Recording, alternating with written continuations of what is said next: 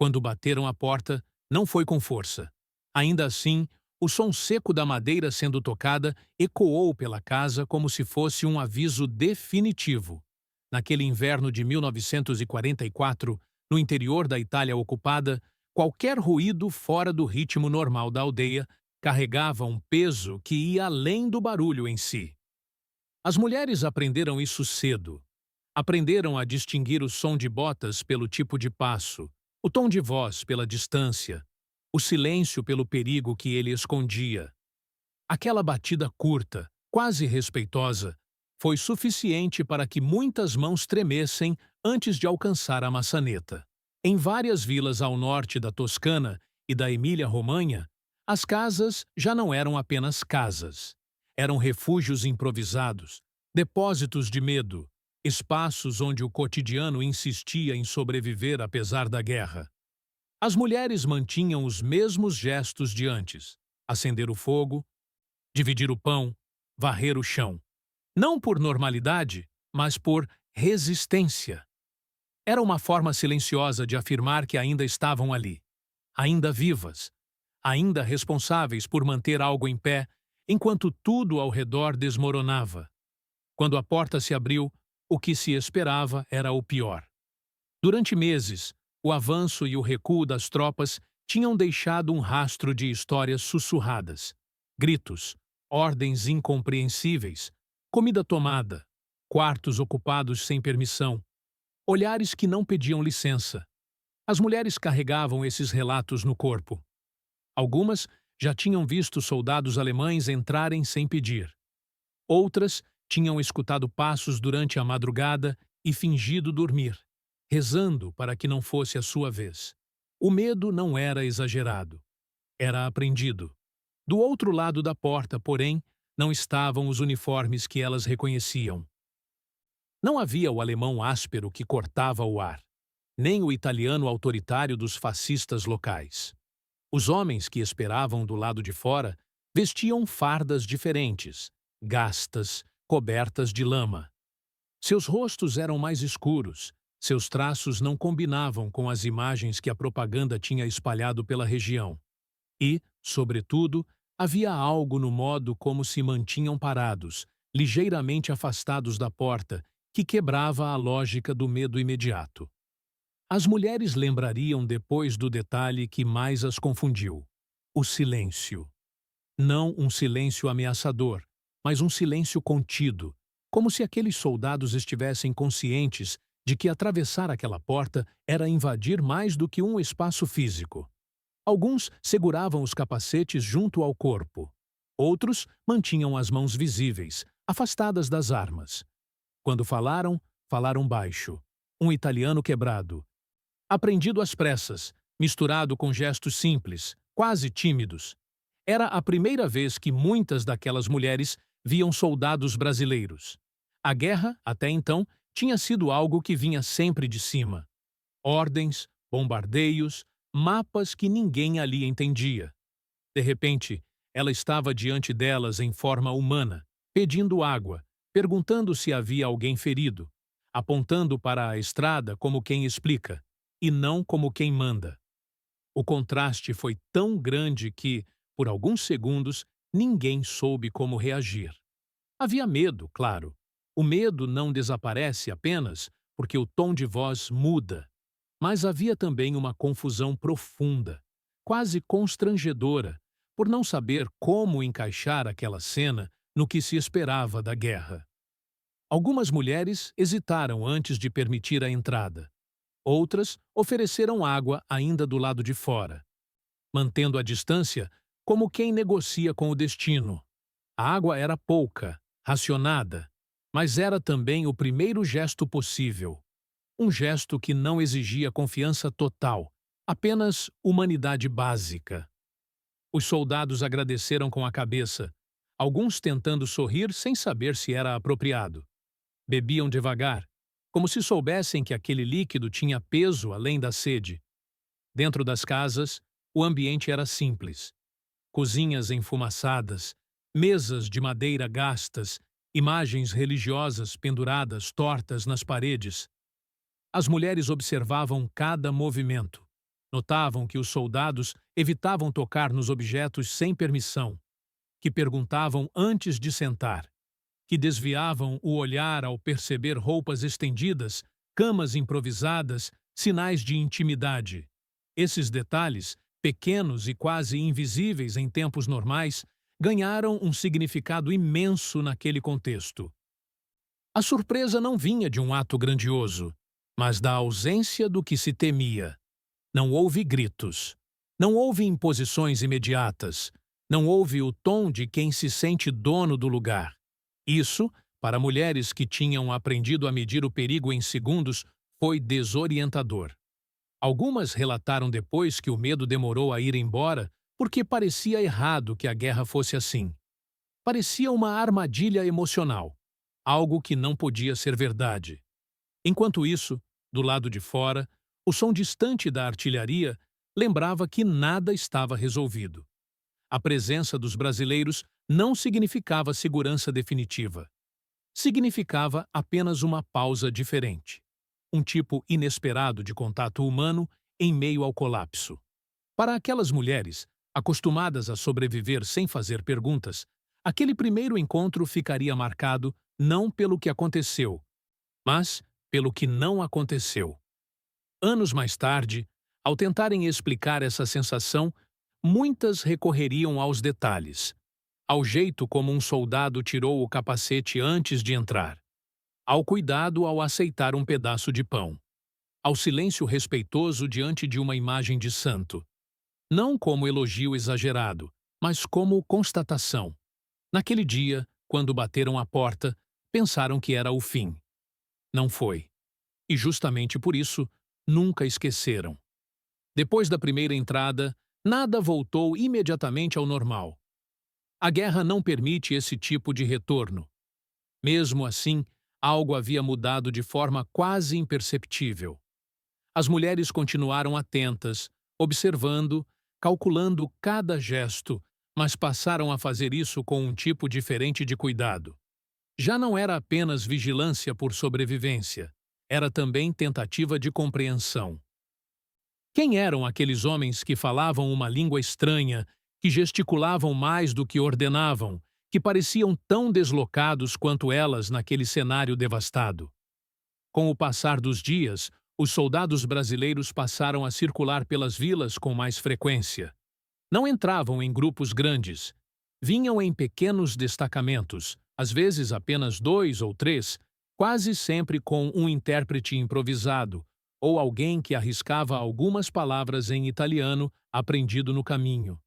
As mulheres repararam que esses soldados perguntavam nomes, perguntavam idades, perguntavam quem morava ali. Era algo simples, quase banal, mas profundamente diferente do que tinham vivido até então. Na guerra, perguntas costumavam vir carregadas de ameaça. Aquelas vinham carregadas de curiosidade humana. As casas continuavam pobres, algumas parcialmente destruídas, outras cheias de rachaduras abertas pelas explosões próximas. Ainda assim, as mulheres insistiam em manter algum tipo de ordem. Varriam o chão mesmo sabendo que a poeira voltaria. Arrumavam as panelas como se alguém pudesse julgá-las por isso. A presença dos soldados brasileiros era acompanhada por esse esforço silencioso de preservar dignidade. Elas não sabiam quanto tempo aquilo duraria, mas sabiam que estavam sendo observadas. E isso importava. Havia também o medo persistente. Nenhuma delas esquecia que aqueles homens estavam armados. As armas não eram exibidas, ficavam penduradas, apoiadas, quase sempre fora do centro da cena. Mesmo assim, estavam ali, lembrando que aquela relação frágil existia dentro de uma guerra real, não de uma exceção moral. Algumas mulheres dormiam mal nas noites seguintes, acordando ao menor barulho, esperando que algo mudasse de repente. A experiência ensinara que a calma podia ser provisória. Com o tempo, no entanto, começaram a surgir pequenas cenas que ficariam gravadas na memória coletiva daquelas comunidades. Um soldado que ajudou a carregar um balde de água sem pedir nada em troca.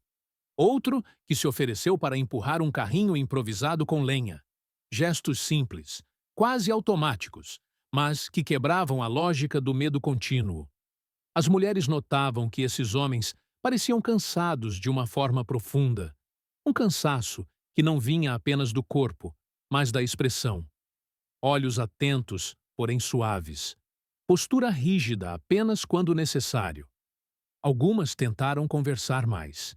Usavam palavras soltas, gestos exagerados, desenhos feitos com carvão na parede. Falavam de filhos, mesmo sem saber se seriam compreendidas. Falavam de maridos ausentes, de pais mortos, de irmãos desaparecidos. Os soldados ouviam. Nem sempre entendiam tudo, mas ficavam ali, em silêncio respeitoso, como se a escuta em si fosse uma forma de presença. Em certos momentos, uma mulher percebia que estava falando demais e se calava de repente, envergonhada. O soldado apenas assentia, sem pressionar, sem exigir continuidade. Houve ocasiões em que os brasileiros pediram abrigo por algumas horas. Não exigiram quartos, não tomaram camas. Dormiam no chão, próximos à porta, mantendo o hábito de quem nunca se sente completamente seguro. As mulheres observavam esse comportamento com atenção. Acostumadas a soldados que se apropriavam dos melhores espaços, estranhavam ver homens armados escolherem os cantos mais desconfortáveis. Isso não eliminava o medo, mas o deslocava para um lugar menos imediato, menos sufocante. A comida continuava escassa. Mesmo assim, algumas mulheres ofereciam o pouco que tinham. Um pedaço de pão duro, uma sopa rala, às vezes apenas água quente. Os soldados aceitavam com cuidado, muitas vezes dividindo entre si, recusando quando percebiam que a oferta custava demais. Esse tipo de recusa também causava estranhamento. Na guerra, recusar comida podia ser interpretado como fraqueza ou desconfiança. Ali, parecia respeito.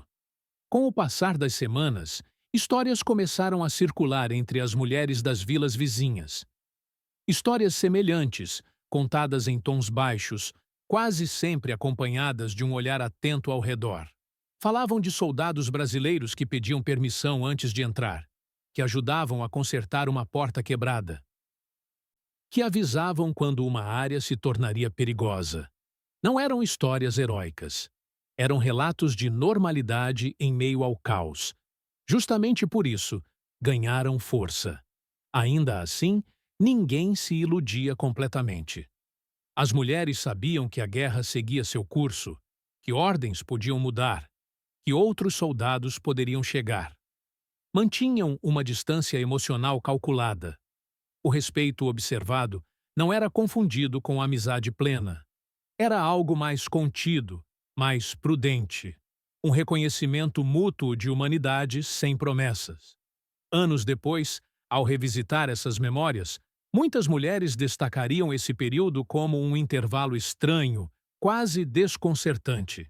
Não porque a guerra tivesse acabado, mas porque, por um momento, ela assumiu um rosto que não correspondia ao terror absoluto que tinham aprendido a esperar. Não houve confiança total. Houve convivência possível, e em tempos de guerra, isso já era extraordinário. Elas continuaram a lembrar dos detalhes, do jeito como os soldados se despediam com um aceno curto, sem exageros, da forma como evitavam permanecer mais do que o necessário, do cuidado em não olhar demais, em não ocupar demais, em não impor demais. Pequenas escolhas que, somadas, criaram uma lembrança duradoura. Não como idealização, mas como contraste. Um contraste que só quem viveu o medo constante soube reconhecer. Com o avanço das tropas aliadas e a lenta retirada alemã, a presença dos soldados brasileiros passou a fazer parte da rotina irregular daquelas vilas. Não era uma rotina estável, mas uma sucessão de presenças e ausências, de dias silenciosos, seguidos por noites tensas. As mulheres aprenderam a reconhecer sinais. Quando os brasileiros apareciam com mais frequência, significava que algo estava para acontecer. Um movimento maior, um confronto próximo, uma mudança de linha.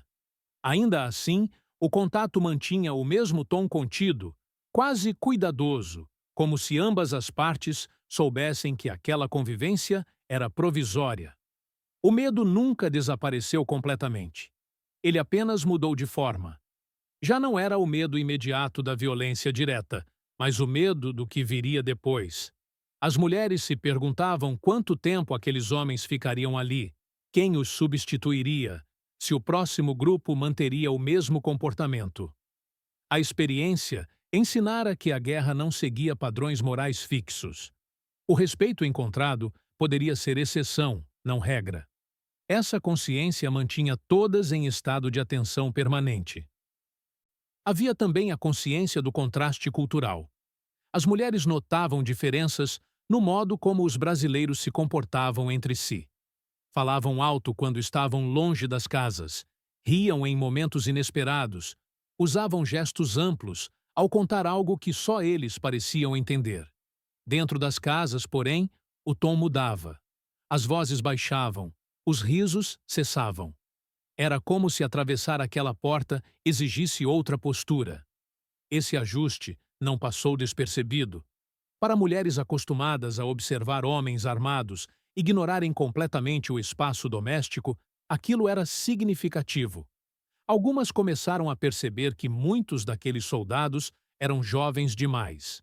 Não no sentido abstrato, mas concreto. Mãos ainda sem calos antigos, expressões que misturavam tensão e curiosidade. Olhos que percorriam os objetos da casa, como quem tenta imaginar uma vida diferente da própria.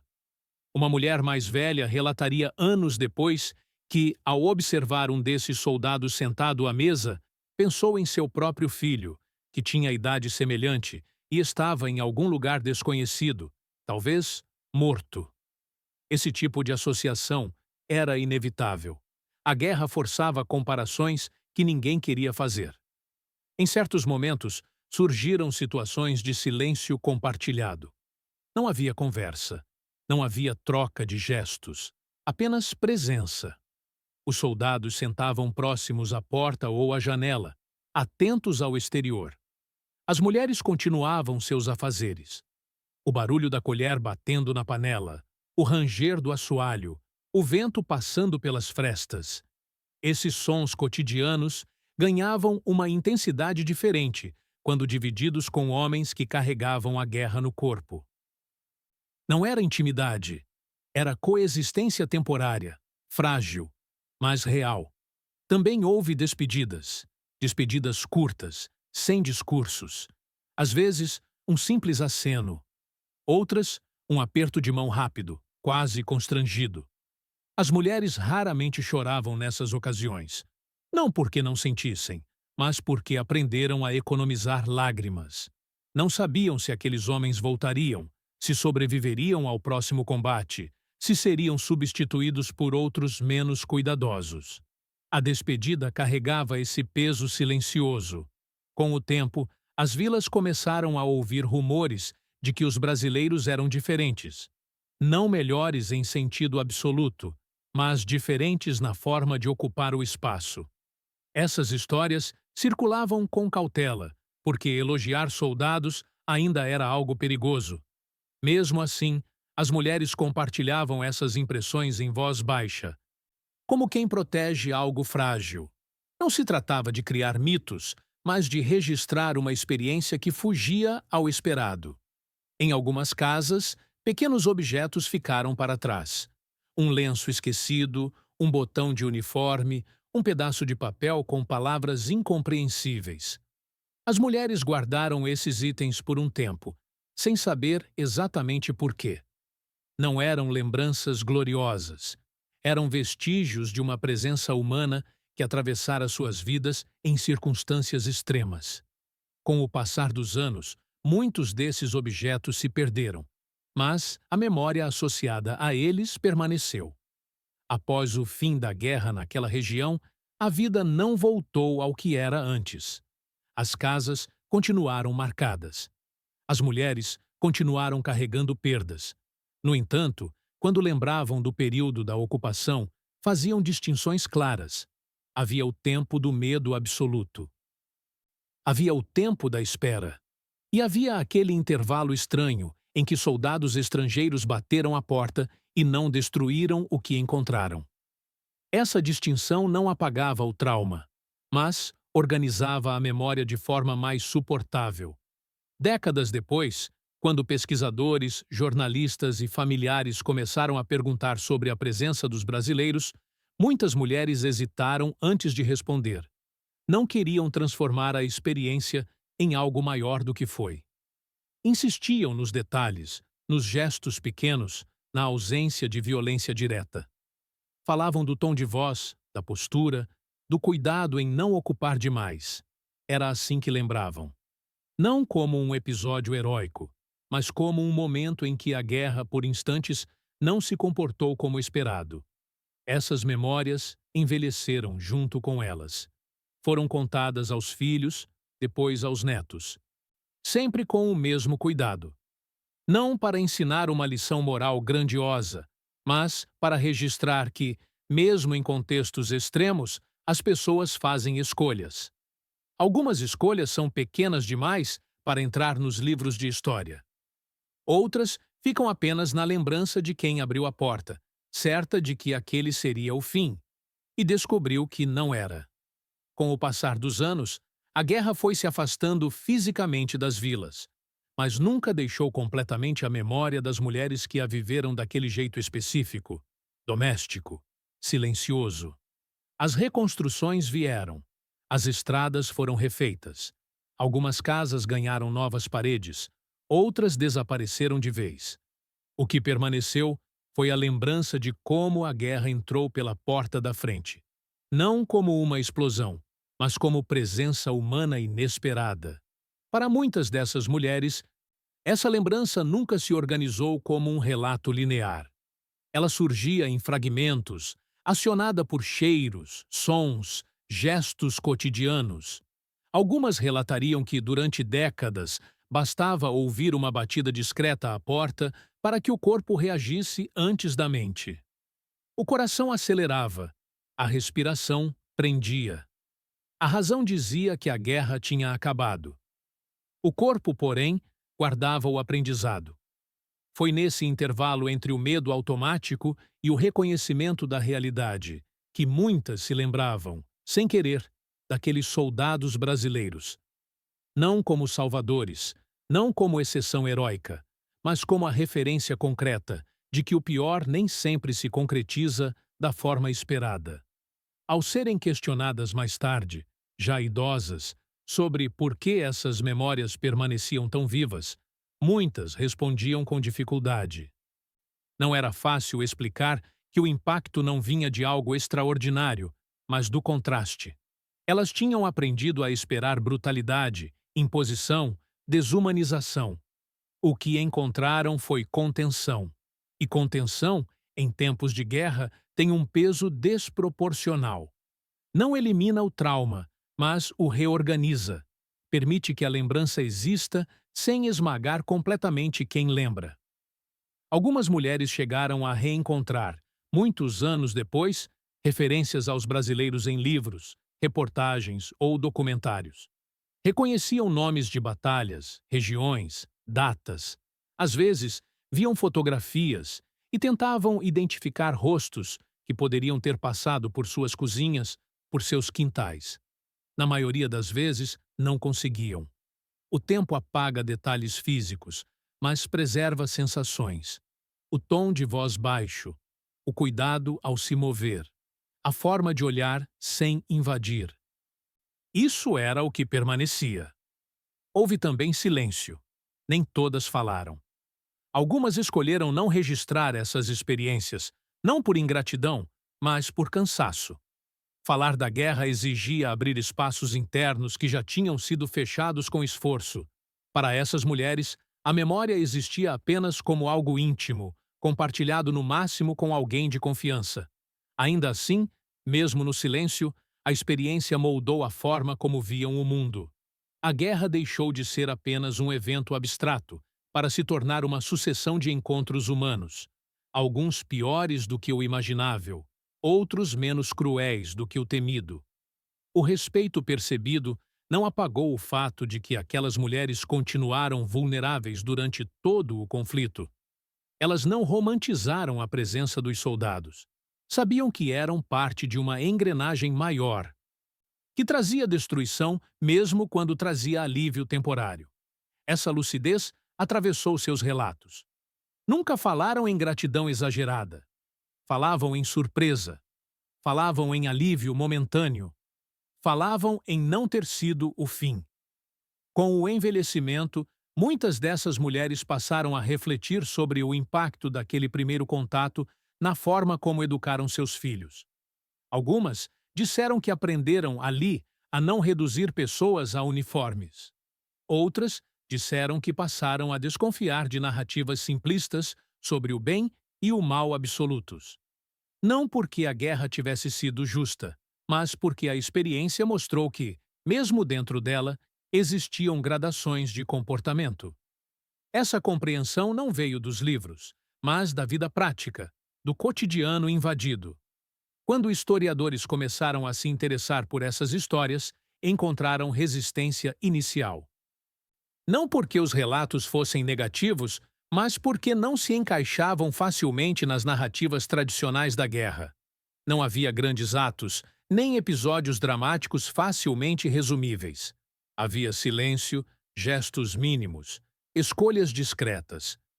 Foi preciso tempo para que se entendesse que esse tipo de memória também é histórica, que a guerra não se constrói apenas no campo de batalha, mas nas cozinhas, nos corredores estreitos, nos momentos em que alguém decide como atravessar uma porta. Para essas mulheres, o título que melhor descrevia a experiência não envolvia vitória nem derrota. Envolvia expectativa e desfecho.